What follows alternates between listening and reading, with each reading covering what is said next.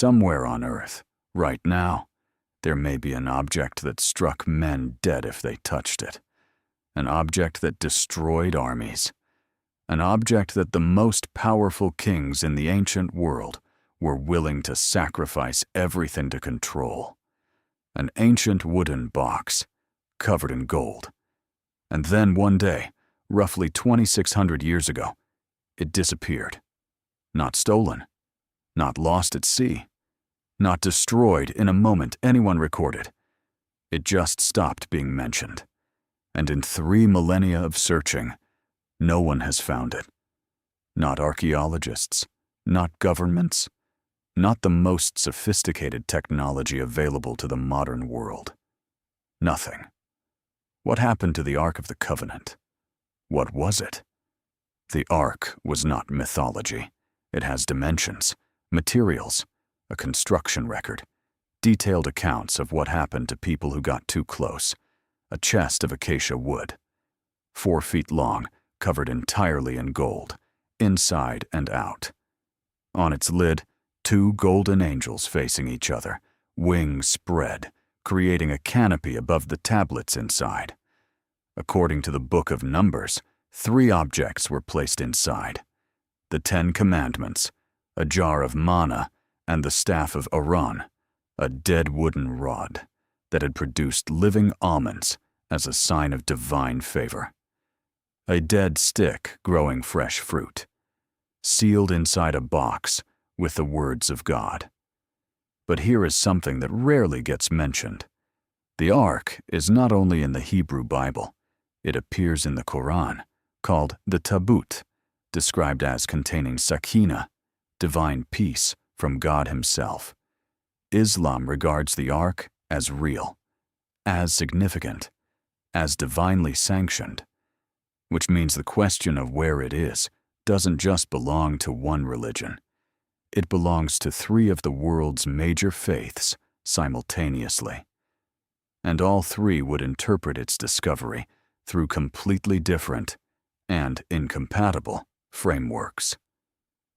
The Ark, in other words, is not just lost. It is politically impossible to find, which may be part of why it has stayed so carefully hidden. But before we get to where it went, you need to understand what it actually did, what it did to people. The stories about the Ark's power are not subtle. The Philistines captured the Ark in battle and brought it to the city of Ashdod. They placed it in the temple of their god Dagon. The next morning, Dagon's statue was found, face down on the floor. They stood it back up. The morning after, face down again, head and hands broken off. Then plague broke out in Ashdod.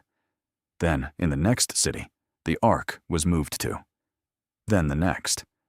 The Philistines sent the Ark back to Israel on a cart with golden offerings, desperate to be rid of it. When it arrived at Beth Shemesh, some locals looked inside out of curiosity. 70 of them died. Later, a man named Uzzah reached out to steady the Ark when the cart hit a rough patch of road. He dropped dead immediately. The text is matter-of-fact about it. No dramatic build-up. No explanation. Uzzah grabbed the Ark and died. King David was so frightened he refused to bring it into Jerusalem for 3 months. When he finally did, he danced before it, scandalously, in the streets. His wife criticized his undignified behavior. The text says she was struck barren. The Ark demanded total, terrified, joyful engagement. Half measures were not tolerated. Now, researchers working at the intersection of physics and archaeology have proposed something unusual. The Ark's specific construction, 2 layers of gold, separated by an insulating layer of acacia wood, with gold poles and the 2 golden cherubim facing each other across a gap, shares structural characteristics with a capacitor. Gold-covered wood, dry desert air, a design capable, in theory, of generating and storing static electrical charge. This is not mainstream science. The calculations have not satisfied any physicist. But the deaths are documented. The fear was real. And Uzzah's death, so immediate that it frightened a king, reads less like a symbolic narrative and more like a description of something witnessed. Whatever was in that box, the ancient world treated it as genuinely dangerous. And then it was gone. The disappearance. King Solomon built the first temple in Jerusalem around 960 BCE. The innermost room, the Holy of Holies, was designed specifically to house the Ark. No windows, pure cedar and gold, accessible only to the high priest and only on one day per year. When the priests carried the Ark in, a cloud so thick it filled the temple. The priests couldn't continue their service. This is where the Ark's documented history peaks, and almost exactly where it ends. In 586 BCE, the Babylonian king Nebuchadnezzar destroys Jerusalem. His army burns the city and systematically dismantles the temple. The account in 2 Kings lists everything taken or destroyed: bronze pillars, basins, ladles, lampstands, gold, silver. It is a meticulous inventory, the kind a conquering army keeps to account for every item of value. And the Ark of the Covenant is not on it, not destroyed, not taken, not mentioned at all. The Babylonians were obsessive record keepers. If they'd found and destroyed the most sacred object of a conquered people, a famous object whose power was known across the ancient Near East, you'd expect at least a line. There isn't one, which means either it was destroyed so completely that no one bothered to record it, or it wasn't there when they arrived. But here is the detail that makes this stranger. The Second Temple was rebuilt in 516 BCE. For the next 500 years, the high priest would enter the Holy of Holies once a year on the Day of Atonement and find an empty room. For 5 centuries, the holiest room in Judaism contained nothing. The Romans, when they finally breached the temple in 70 CE, apparently expected to find something of enormous significance inside the inner sanctum. The historian Tacitus records that they were puzzled to find it empty. An empty room, at the center of the most sacred temple in the world. The Ark wasn't there when the Babylonians came. It wasn't there when the Romans came. Where was it for all of those centuries? And where is it now? 5 theories. There are 5 serious candidates. Each one points somewhere different, and none of them can be ruled out. Theory 1. Destroyed by the Babylonians. The simplest explanation. They burned the temple. Everything burned. The Ark, wood and gold, was consumed. But the Babylonians kept meticulous records. They cataloged everything. No Babylonian text says, "We destroyed the Ark," or "We took it." The silence is either evidence of destruction or evidence that it wasn't there. Theory 2. Hidden beneath Jerusalem. There is a text called the Copper Scroll, found among the Dead Sea Scrolls in 1952. Unlike the others, written on leather, this one is inscribed on copper.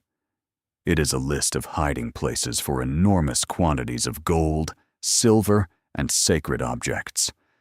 The locations are described in vague terms, landmarks that may no longer exist, distances that can't be precisely converted. None of the hiding places have ever been found.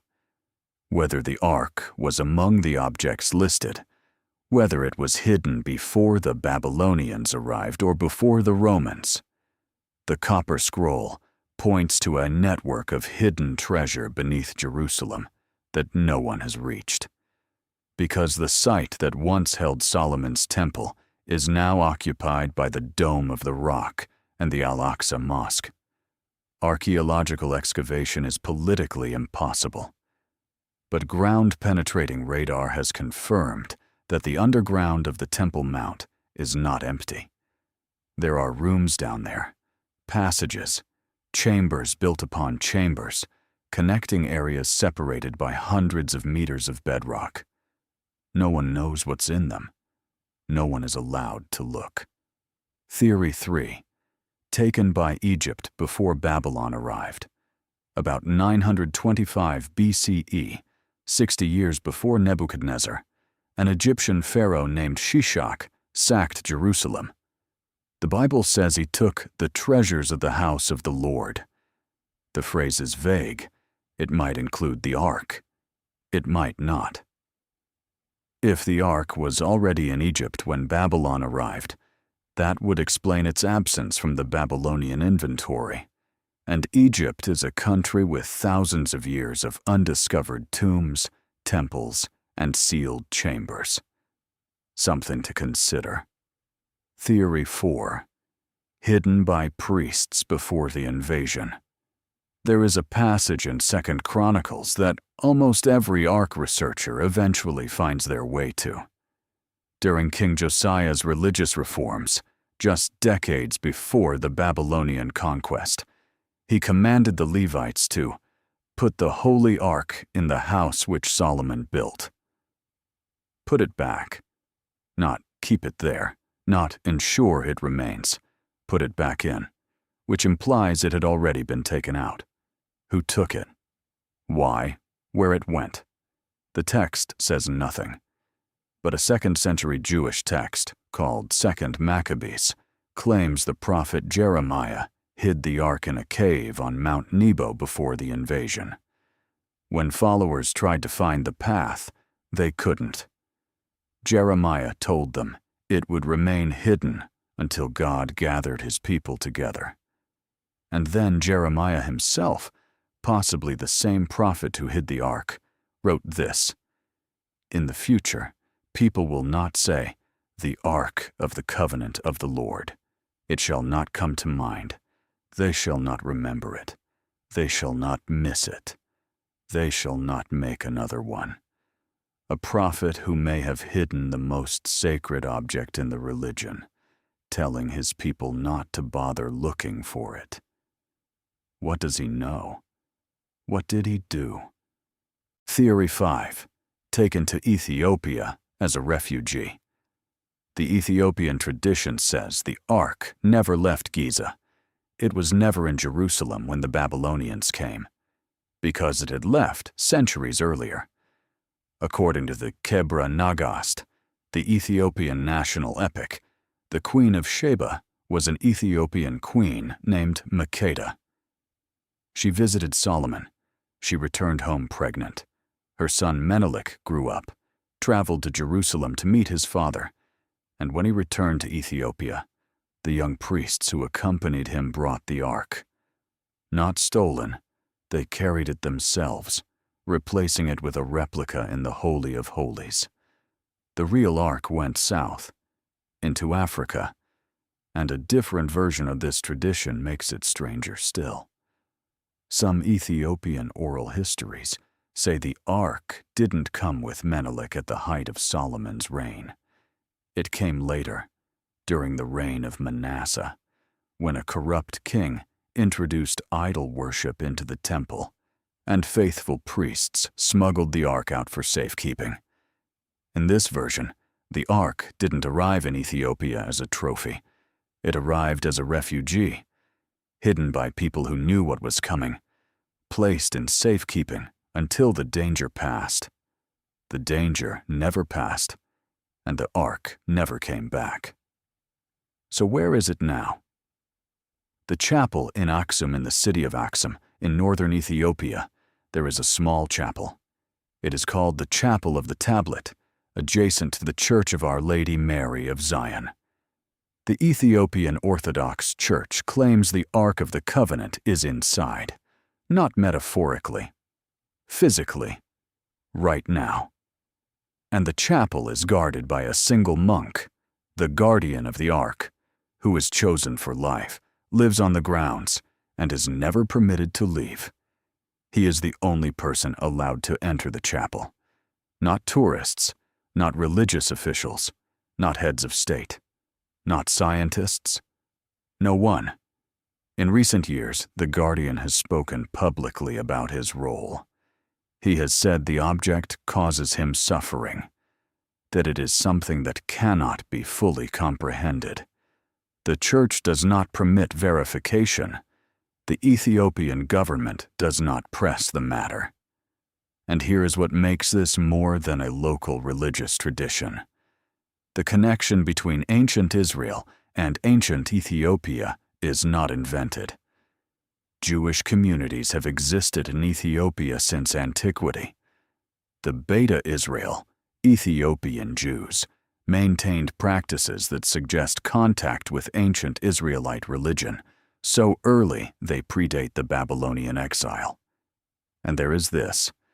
In the 1990s, a professor of Jewish studies named Tudor Parfit tracked down a sacred object belonging to the Lemba people of Zimbabwe, a group with oral traditions that mirror ancient Israelite religious practice. The object, called the Ngoma Lungundu, is described in Lemba tradition exactly as the Ark is described in the Bible, a wooden container of divine power, carried before the people in war, capable of striking people dead who approached incorrectly. Parfit had it analyzed. The wooden elements dated to around 1350 CE, too recent to be the Ark itself, but consistent with a copy made from memory of an older original. Then, DNA testing revealed something that rewrote the story.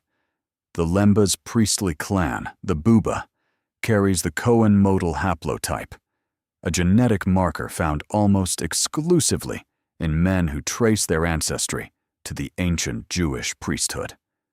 The Lemba have genetic, documentable connections to ancient Israelite priestly lineages. Their connection to ancient Israel is not mythology. It is biology. And the Ngoma they carry, whatever its origins, connects directly back to Jerusalem, through paths that no one has fully traced, which raises the question that no one has fully answered. If the Lemba lost the original and built a copy from memory, where did the original go? The question that makes everything harder. If the Ark is somewhere, in Ethiopia, under Jerusalem, in Egypt, in a cave on Mount Nebo, what happens when it's found? This is not a rhetorical question. The Temple Mount is already the most contested piece of real estate on Earth. Wars have been fought over access to it. People die over it regularly. If the Ark were discovered tomorrow, a specific and significant community of religious believers holds that its discovery would create an obligation to rebuild the temple on the Temple Mount, where the Dome of the Rock and the Al-Aqsa Mosque currently stand. The implications are not theoretical, they are catastrophic, which means that some of the people who know the most about where the Ark might be have every reason to make sure it is never publicly found. Some secrets are kept not because the secret keepers want power, but because they understand what would happen if the secret came out. The chapel is still locked in Axum right now. A man is sitting in a compound. He has dedicated his life, his entire life, to guarding a single object. He cannot leave. He has no family, no career, no ordinary human life. He has only the object, and the absolute conviction that what he guards is real. Is he guarding the Ark of the Covenant? Is he guarding a replica so sacred it has acquired the weight of the original? Or is he guarding a tradition, a sacred fiction maintained so long it has become indistinguishable from truth? No one outside that chapel knows, and the chapel is locked. Beneath the Temple Mount In chambers that may not have been entered since 70 CE, there are rooms. We know they exist. What is in them, nobody knows. No living person can say. And the political situation on the Temple Mount means no one is going to find out anytime soon. The Ark has been missing for more than 2,500 years. The entire sweep of Western civilization, ancient Greece, Rome, the Islamic Caliphate, the Renaissance, the Space Age, all of that happened in the time since the Ark was last verifiably mentioned. And in all of that time, no one has produced it. No one has opened the chapel. No one has emerged from beneath the Temple Mount with evidence. Maybe they never will. Maybe the Ark is gone. Its gold melted down centuries ago, its wood turned to dust. Or maybe it is still there, somewhere, intact, waiting for someone humble enough and patient enough and brave enough to find it, and to understand what it means that it was hidden, and from whom, and why. The question is still open. It has been open for 2,600 years, and the silence that surrounds it, the silence of a sealed chapel in Ethiopia, the silence of unexcavated rooms beneath Jerusalem, the silence of a prophet who said, "Don't worry about it," and then said nothing more. That silence is not emptiness. It is the most loaded silence in human history.